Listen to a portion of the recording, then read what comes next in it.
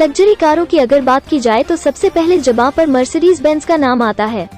इस German car company की एक कार हाल ही में नीलाम हुई है। इसके बाद मर्सिडीज बेंज 300 SLR दुनिया की सबसे महंगी नीलाम होने वाली कार बन गई है। साल 1955 मॉडल की sports car Mercedes Benz 300 SLR एक प्राइवेट ऑक्शन में करीब 1100 करोड़ रुपए में नीलाम हुई है। रिपोर्ट्स के मुताबिक इस कार को एक अमेरिकन बिजनेसमैन डेविड मैकनील ने खरीदा है।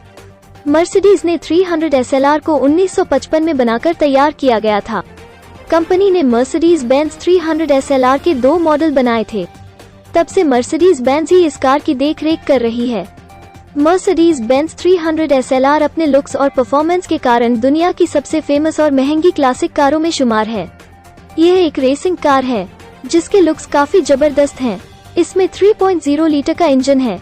इस कार की टॉप स्पीड 180 km/h है। 1956 में बनी इस सबसे महंगी बिकी मर्सिडीज बेंज 300 SLR को लोग प्यार से मोनालिसा ऑफ कार्स भी कहते हैं। कंपनी ने नीलामी को सीक्रेट रखा था और केवल 10 लोगों को बुलाया गया था जो ऑटोमोबाइल फील्ड से जुड़े हुए थे। इसकी नीलामी जर्मनी के स्टटगार्ट स्थित मर्सिडीज बेंज म्यूजियम में हुई। इस नीलामी ने फरारी 250 GTO के नीलामी के रिकॉर्ड को तोड़ दिया है जो 542 करोड़ रुपए में बिकी थी। कोरोना महामारी के दौरान देश में शेयर निवेशकों की संख्या करीब दोगुनी हो गई। लेकिन दिलचस्प है कि इस दौरान शेयर ब्रोकरों की संख्या बड़े पैमाने पर घटी है। BSE और NSE के करीब 200 ब्रोकरों यानी 1/4 ने या तो खुद ही मेंबरशिप छोड़ दी है या उनकी सदस्यता रद्द कर दी गई है। बीते 2 साल में NSE के 82 और BSE के 98 ब्रोकरों ने मेंबरशिप कार्ड सरेंडर कर दिया है। 32 ब्रोकर ऐसे भी हैं जिन्होंने NSE पर डिफॉल्ट किया है। इसके अलावा कुछ एक्सचेंजों के ब्रोकरों की सदस्यता रद्द भी की गई है। चूंकि कुछ ब्रोकरेज फर्म्स दोनों प्रमुख एक्सचेंजों के मेंबर हैं, लिहाजा मेंबरशिप छोड़ने वाले ब्रोकरों की कुल संख्या कम भी हो सकती है।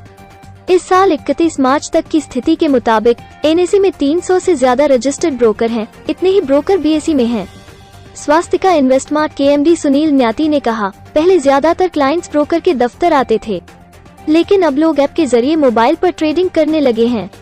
इसके अलावा बाजार नियामक सेबी ने निगरानी और अनुपालन कड़े कर दिए हैं। इसके चलते छोटी ब्रोकरेज कंपनियों के लिए टिके रहना मुश्किल हो गया है। मई 2019 से अब तक NSE के 32 ब्रोकरों ने डिफॉल्ट किया, जिसके चलते एक्सचेंज ने उनकी मेंबरशिप रद्द कर दी। बीते माह सन्नेस कैपिटल इंडिया प्राइवेट लिमिटेड देश के सबसे बड़े एक्सचेंज पर डिफॉल्ट करने वाली आखिरी ब्रोकरेज कंपनी थी। NSE ने कहा है कि इस साल 30 अप्रैल तक उसने 19 ब्रोकरों के खिलाफ जुर्माने की कार्रवाई की है। डॉलर के मुकाबले रुपया गुरुवार को रिकॉर्ड निचले स्तर पर पहुंच गया। ये 10 पैसे कमजोर होकर 77.72 पर बंद हुआ।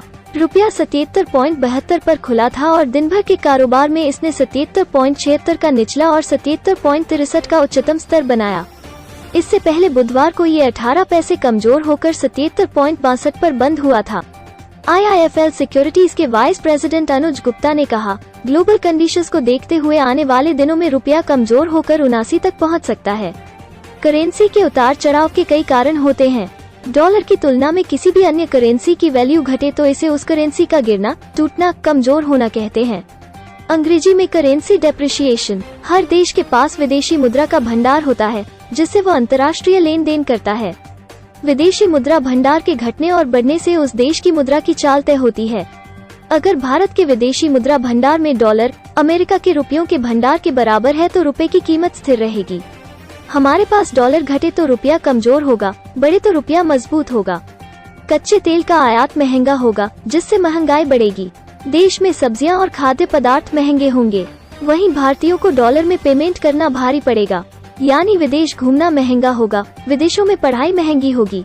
निर्यात करने वालों को फायदा होगा क्योंकि पेमेंट डॉलर में मिलेगा जिसे वो रुपए में बदलकर ज्यादा कमाई कर सकेंगे। इससे विदेश में माल बेचने वाली एट और फॉर्मा कंपनी को फायदा होगा। फॉरेन एक्सचेंज मार्केट में अधिकांश मुद्राओं की तुलना डॉलर से होती है। इसके पीछे द्वितीय विश्व युद्ध के दौरान हुआ ब्रेटन वुड्स एग्रीमेंट है। इसमें एक न्यूट्रल ग्लोबल करेंसी बनाने का प्रस्ताव रखा गया था। हालांकि तब अमेरिका अकेला ऐसा देश था जो आर्थिक तौर पर मजबूत होकर उभरा था। ऐसे में अमेरिकी डॉलर को दुनिया की रिजर्व करेंसी के तौर पर चुन लिया गया। मुद्रा की कमजोर होती स्थिति को संभालने में किसी भी देश के केंद्रीय बैंक का अहम रोल होता है। भारत में यह भूमिका रिजर्व बैंक ऑफ इंडिया की है। वो अपने विदेशी मुद्रा भंडार से और विदेश से डॉलर खरीदकर बाजार में उसकी मांग पूरी करने का प्रयास करता है। इससे डॉलर की कीमतें रुपए के मुकाबले स्थिर करने में कुछ हद तक मदद मिलती है।